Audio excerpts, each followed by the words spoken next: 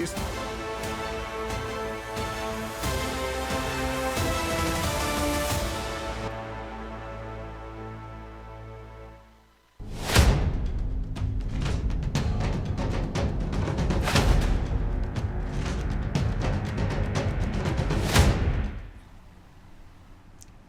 नमस्कार, मैं हूं मनोज वर्मा और आप देख रहे हैं अटेंशन। भेल के दशहरा मैदान में शहीद हेमू कालानी के जन्म शताब्दी वर्ष के समापन समारोह में एक तरफ मोहन भागवत ने सिंधु और सिंधी गौरव की बात की, तो दूसरी तरफ सीएम शिवराज ने सिंधी समाज के लिए घोषणाओं का पिटारा खोल दिया। मोहन भागवत ने सिंध के बहाने एक बार फिर भारत विभाजन पर निशाना साधा और उन्होंने कहा कि भारत विभाजन कृत्रिम था, भारत खंडित हो गया है, उसे बनाना पड़ेगा, हम सिंधु नदी को नहीं भूल सकते। भागवत ने कहा कि सिंधु और सिंधी बढ़ेगा, चमकेगा। उन्होंने सिंधी समाज की तारीफ करते हुए कहा कि ज़मीन से टूटने के बाद भी यह समाज अपने पुरुषार्थ से खड़ा हुआ है। उधर सीएम शिवराज ने प्रदेश में सिंधी संस्कृति संग्रहालय बनाने सहित तमाम घोषणाएं की। उन्होंने शहीद हेमू कालानी सहित सिंधी महापुरुषों का चरित्र पाठ्यक्रम में शामिल करने का ऐलान किया। प्रदेश में सिंधियों की संख्या अच्छी खासी है और प्रदेश की राजनीति में भी सिंधी समुदाय की पकड़ अच्छी है। तो क्या मोहन भागवत ने सिंध के बहाने एक बार फिर अखंड भारत की बात की है और सीएम शिवराज की घोषणाओं का सिंधी समाज पर क्या प्रभाव होगा? आज इसी मुद्दे पर चर्चा करेंगे, लेकिन पहले देखिए जी। तो इसी पर हम चर्चा शुरू करेंगे। इसीलिए हमारे साथ जुड़ गए हमारे सहयोगी ब्रजेश चौक से। इसके बाद ही कुछ देर में वरिष्ठ पत्रकार अशोक शुक्ला जी हमारे साथ जुड़ेंगे। तो ब्रजेश जी, 2-3 चीज़ें खास कही है मोहन भागवत ने। सबसे पहले तो अगर हम बात करें सिंधी की, तो आबादी के हिसाब से भले संख्या कम हो, लेकिन अगर बिजनेस व्यापार के हिसाब से देखें तो एक प्रभावशाली है। मध्य प्रदेश में भी हम देखते हैं कि इंदौर से जो सांसद हैं शंकर लालवानी, वो सिंधी समाज से आते हैं। भोपाल में भी सिंधियों की अच्छी खासी तादाद है। तो जो मोहन भागवत ने भोपाल को चुना और जो कुछ उन्होंने कहा है, तो पूरे देश के लिए, सिंधी समाज के लिए और सिंध नदी को लेकर जो कुछ कहा है, उसमें क्या संदेश आप छुपा पाते हैं? देखिए मनोज जी, मध्य प्रदेश में भले ही 0.34% आबादी हो, लगभग 2.5 लाख हम कह सकते हैं कि इतनी आबादी है सिंधी समाज की। आबादी को हम उससे देखा जाए तो इसलिए राजनीति में उतना वो उनको महत्व ना दिया जा सकता हो कि भाई इनको क्या देने की ज़रूरत है, क्योंकि इतना बड़ा वोट बैंक नहीं है।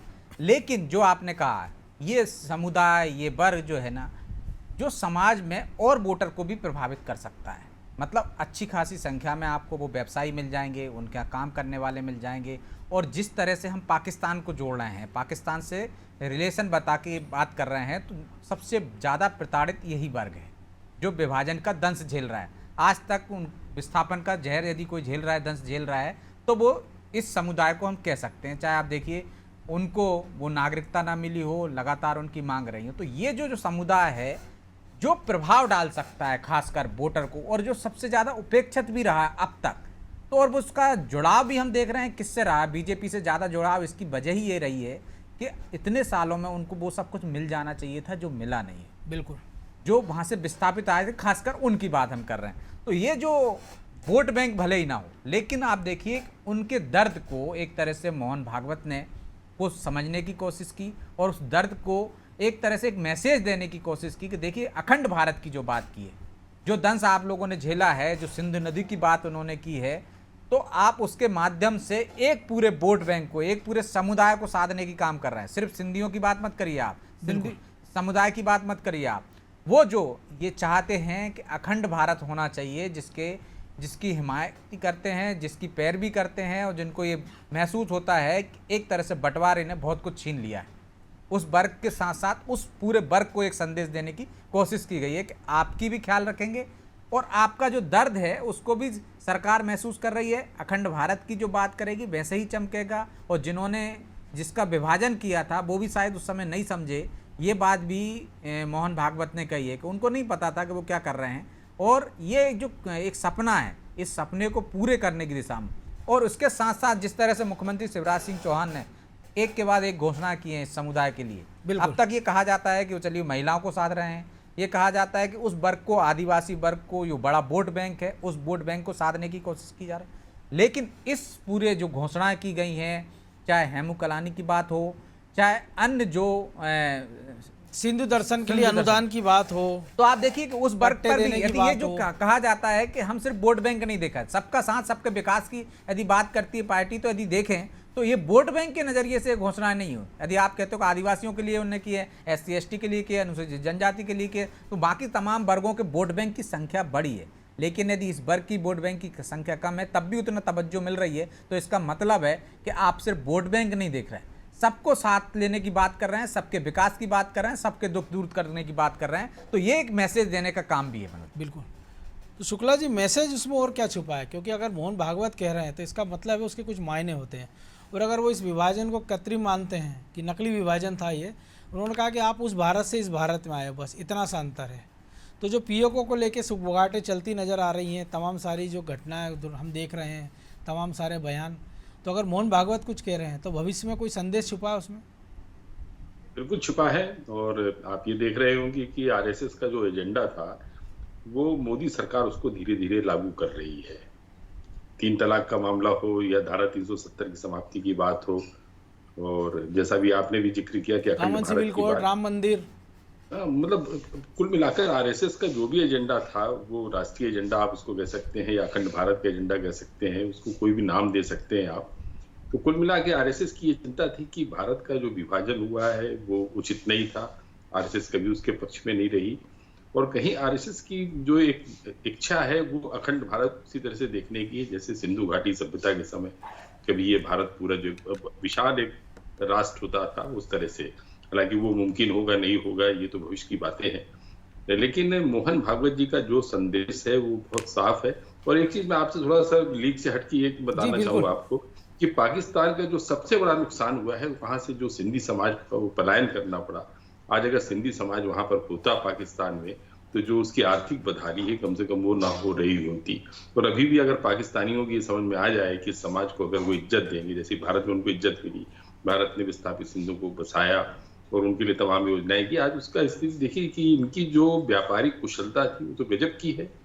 किस तरह से सिंधी समाज के लोग वहां से आए और फिर उन्होंने भारत में, मतलब ये भारत भी उन्हीं का भारत है, मतलब विभाजन के बाद का जो भारत था उस भारत में आकर उन्होंने खुद को स्टेब्लिश किया है। तो पाकिस्तान ने अपने बहुत बड़ा नुकसान किया है, और अगर वो सिंधी समाज की उपेक्षा कर रहा है तो अभी भी वो बड़ा नुकसान कर रहा है।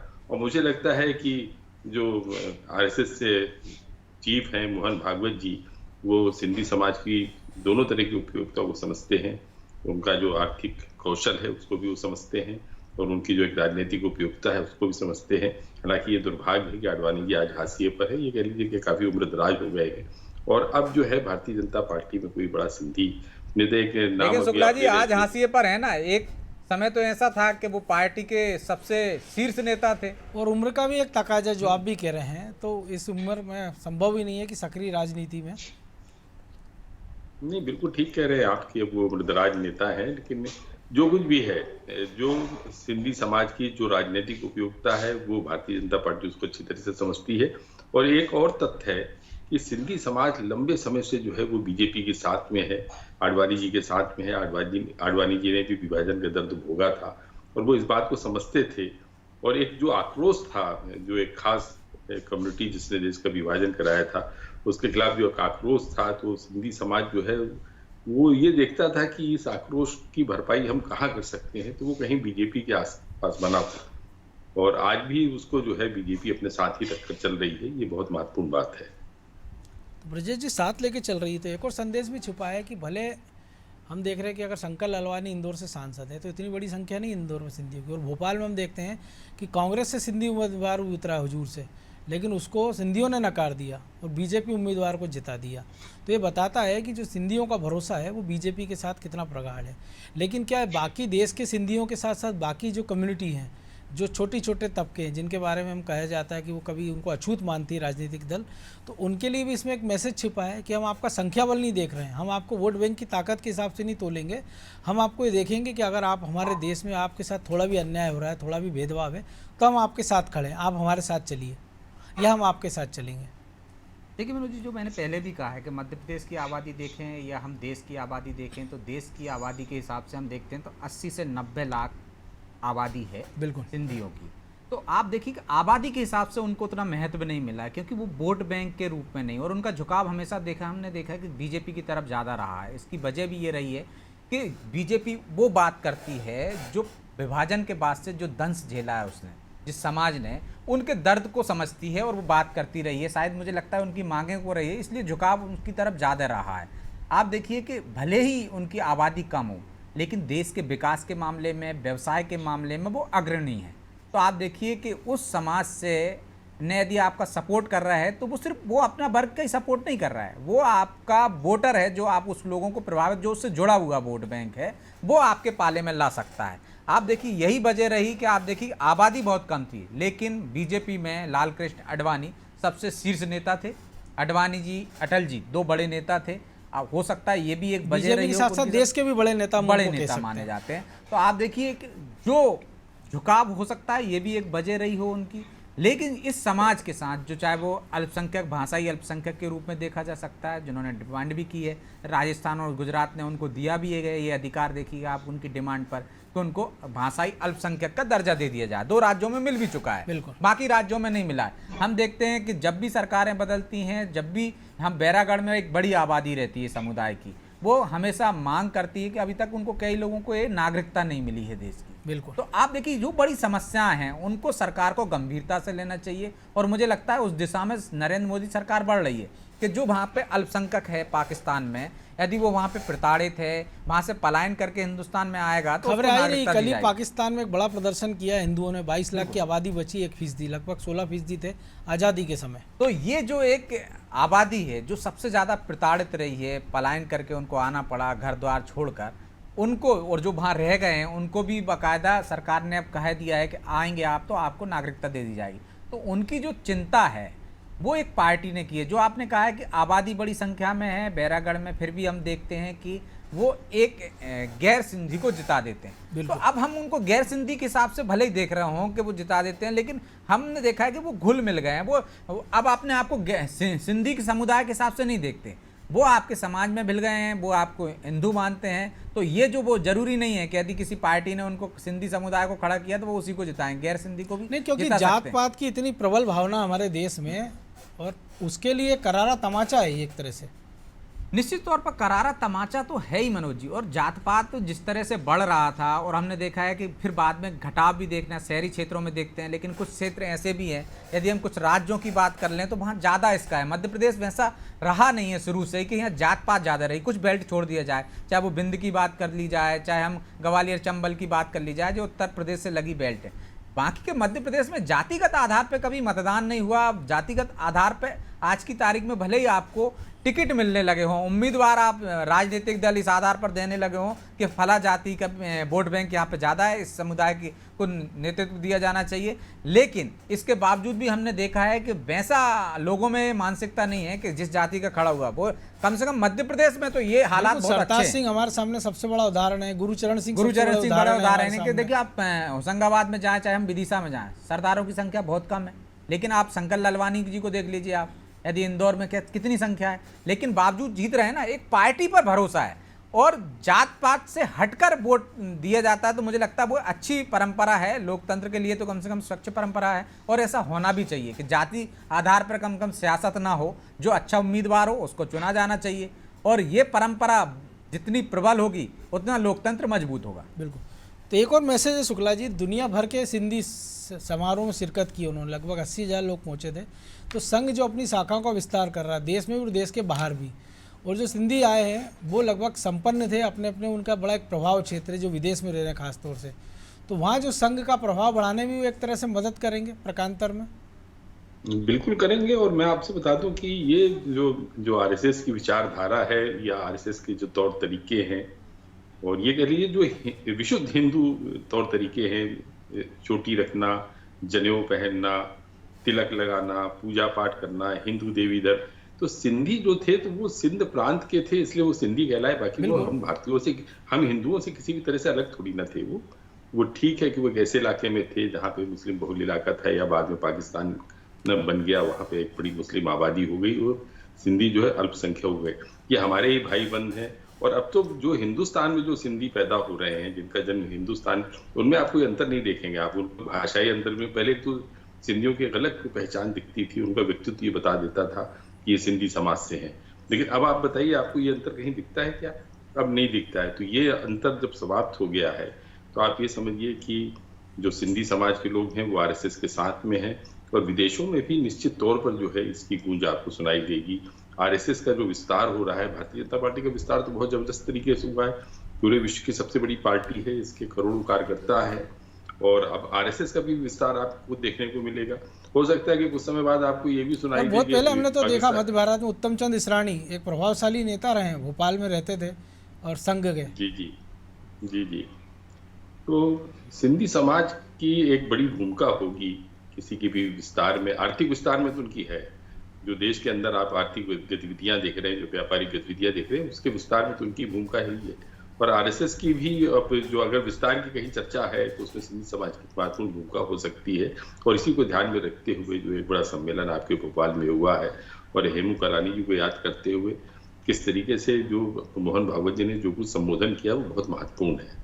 और एक ग्लोबल पहचान है इस समुदाय की मनोज जी, कि यदि आप जो आपने कहा पहले कि आरएसएस अपना विस्तार करना चाहता है, अपनी बात और दमदारी के साथ उन लोगों तक पहुंचाना चाहता है, तो मुझे लगता है वो हर वर्ग को साधने की कोशिश कर रहा है। यदि जब हम बात करते हैं आरएसएस की कि अल्पसंख्यकों से, खासकर मुस्लिमों से वो अछूत जैसा व्यवहार करता था, लेकिन देखिए आप उसमें बाकायदा अल्पसंख्यक का एक संगठन है और अब उनके दर पर भी जा रहा है। यदि वो मस्जिद में बुलाया जा रहा है तो वहाँ भी बात की जा रही है। तो वो कोई समाज का ऐसा तबका नहीं है, कोई ऐसा वर्ग नहीं है जो अछूता रह रहा हो आज की तारीख में आरएसएस से। तो ये आरएसएस का जो विस्तार हो रहा है कि सब उसको समझें, उसको समझने की कोशिश करें, उसमें उसको मानने की कोशिश करें। एक दो तरह की विचारधाराएं देश में काम कर रही हैं, एक आरएसएस और एक आरएसएस के खिलाफ वाली, आप समझ लीजिए। तो ये जो संघ की कि सब लोग उसको क्या है संघ, कैसे काम करता है और क्या चाहता है, उसको समझने की कोशिश करें। तो ये संघ के विस्तार के रूप में भी हम देख सकते हैं कि यदि इस समुदाय की, आप सोचिए कि यदि पाकिस्तान से बहुत सारे विस्थापित आए थे, लेकिन सबकी हालत क्या है आप देखिए। बिल्कुल, क्योंकि एक और महत्वपूर्ण चीज है ना भगवत, जो संपन्न हो गया है अपनी मेहनत की दम पर।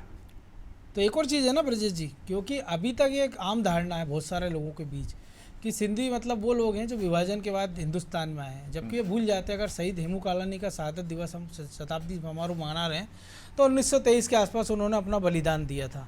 या ना आज़ादी की लड़ाई में भी समुदाय का एक बड़ा रोल था, लेकिन उसको बिसरा दिया जाता है। बार बार जब जिक्र होता है तो कहा जाता है कि वो तो विस्थापित होकर आए हैं। तो ये जो एक भ्रांति, इसको भी दूर करने की जरूरत है। और जो शुक्ला जी ने भी कहा कि इस दिशा में काम हो रहा है, और जो आप भी कह रहे हैं विस्थापित होकर आए हैं, इसका मतलब नहीं है कि वहाँ जो रह रहे थे उनने आज़ादी के योगदान नहीं दिए। तब तो एक ही था ना, भारत था ना, तब वो भी लड़े हैं, स्वतंत्रता की लड़ाई उन्होंने भी लड़ी है। और हेमू कालानी जी की जो बात की जा रही है कि देखिए शहीद तो सब जगह है।